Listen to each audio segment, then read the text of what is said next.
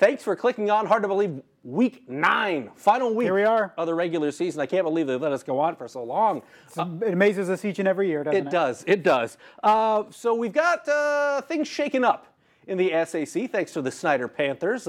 Bishop Dwenger knocked off, which makes things a little more interesting as we head into week 9. We kind of thought it might be just mathematical at this point. Everything would have fallen into place for the Dwenger Saints, but that big win by the Panthers changing things up as we enter week 9. So now we have the bell on the line in week 9 as opposed to what we thought week 8, Dwenger having the chance to wrap it up. So they have to come out and be ready to play on Friday, take care of business versus the Northrop Bruins.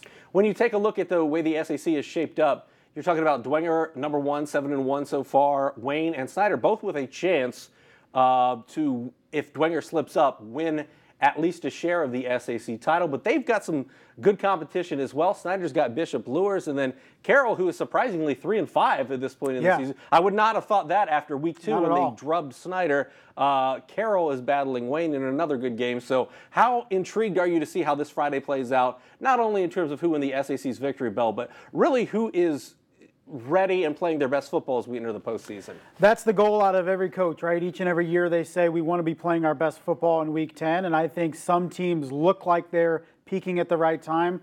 Other teams are kind of trying to find something as we enter week 9. So a pivotal week 9, not just for who wins the SAC, but really who feels good going into week 10 and beyond. At the beginning of the season, obviously big change for Dwenger. No Chris Schwarzkopf, Jason Garrett takes over. Other than Joe Tippmann, you don't really know who's going to be a star for Bishop Dwenger. Are you surprised as we enter week 9 that it is still Dwenger in the driver's seat? If I'd have told you that 10 weeks ago, would you be surprised? Maybe a little bit, but it's Dwenger. It's Bishop Dwenger, and you knew they were going to be ready to play this year. Maybe they don't have the star power that we're traditionally accustomed to seeing out of a good Dwenger team like this one is, but it is still very sound defensively, makes plays. The offense is where, if you're a Dwenger fan, you have concerns because this defense has led the way for most of the year. Offense has made enough plays.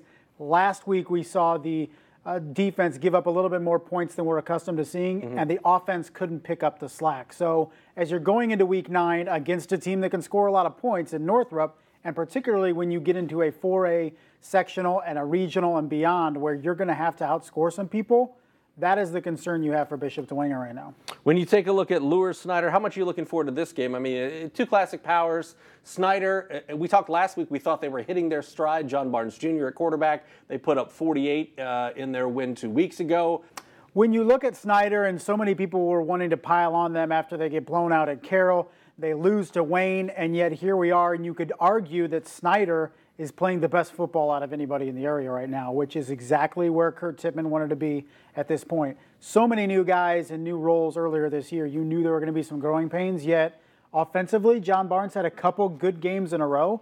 Is he finding his rhythm? The defense is always solid. The running game, obviously, with Anias Lockett is tremendous. Lenny Bennett as well has been good. Both went over 100 yards last week. So when you look at teams that are playing the best football, it could be the Snyder Panthers right now, but they have a big challenge coming up on Friday. This Carroll-Wayne game also intrigues me because if you're Carroll, the drawing has just come out. You're thinking, okay, we got Snyder in our first game. They're looking forward to that rematch. Obviously, they took care of business. And if you're Wayne, you're also looking at that bracket saying, we should probably be in the championship game against Bishop Dwenger if things play out according to the records. How do you make sure that both teams are ready for this game and are tuned up? Because this game's at Wayne. They're going to want to carry momentum into the postseason, whether they have their eyes on that championship game or not. They need to look week to week, I guess, is the point I'm trying to make. Yeah, Wayne got a little gut check last week by losing. So the emotional high that they were on after beating Snyder, it's gone now. Now they have to find some positive momentum going into a 4A sectional where,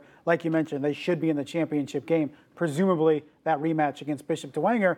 And then you're looking at Carroll where, man, after being drubbed 2 weeks ago by their rival, and Concordia really manhandling them again last week, you're saying Carroll needs to find any type of positive momentum because they luckily for them, oh joy, get Snyder in the second week of sectionals, first week for 6A.